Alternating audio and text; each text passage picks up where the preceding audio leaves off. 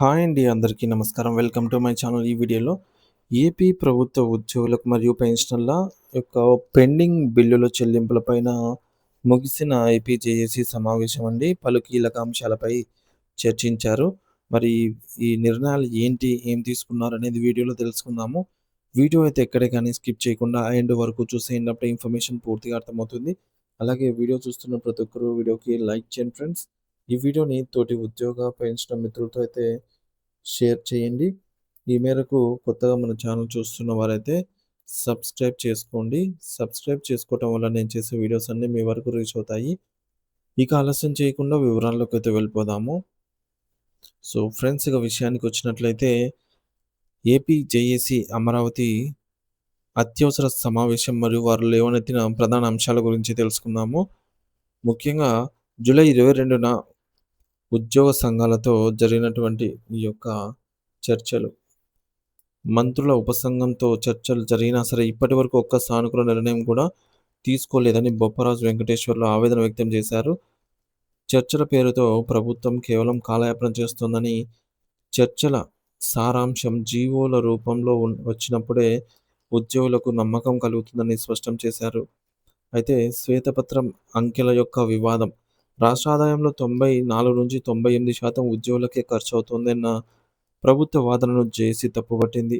CAG నివేదికల ప్రకారంగా వాస్తవాలు, మొత్తం రెవెన్యూ ఖర్చులో ఉద్యోగ పెన్షనర్ల జీతభత్యాల వాటా కేవలం 37% మాత్రమే. రాష్ట్ర పన్నుల ఆదాయంలో చూసుకున్న దగ్గర దగ్గర 60% మాత్రమేనని, ఉద్యోగులను ప్రజల దృష్టిలో దోషులుగా నిలబెట్టే ప్రయత్నం జరుగుతోందని వారు ఆరోపించారు. ఇకపోతే 30,000 కోట్ల చెల్లింపులు వాస్తవికత. ప్రభుత్వం చెల్లించామని చెబుతున్న 30,000 కోట్లు కొత్తగా ఇచ్చే ప్రయోజనాలేమీ కాదు. అవి ఉద్యోగులు తమ సర్వీస్ కాలంలో దాచుకున్న సొంత డబ్బులు. జీపీఎఫ్ ఆర్ ఏపీజీఎల్ఐ సంబంధించి మరియు మెడికల్ రియంబర్స్‌మెంట్ బకాయిలు మాత్రమేనని, ఈ మేరకు రిటైర్ అయిన వారికి వారి సొంత డబ్బు ఇవ్వటం హక్కు అని, అది ప్రభుత్వం ఇచ్చే అదనపు లబ్ధి కాదనైతే వారు పేర్కొన్నారు. ఇక రిటైర్మెంట్ డేటా, తగ్గుతున్న ఆర్థిక భారం. 2024-26 మధ్య కాలంలో ఇప్పటికే 41,321 మంది ఉద్యోగులు రిటైర్ అయ్యారు.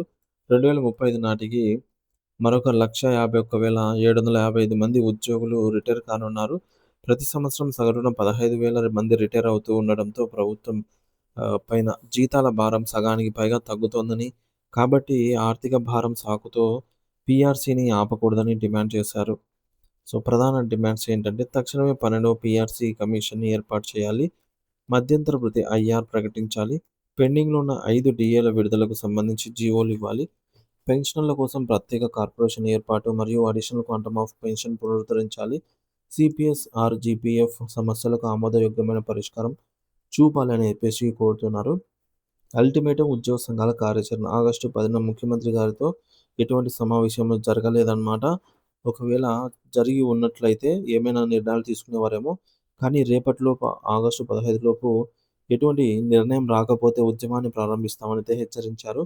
ఇతర ఉద్యోగ సంఘాలను కలుపుకొని ఐక్యంగా పోరాటం చేస్తామని చెప్పి ఈ సందర్భంగా ప్రకటించారు.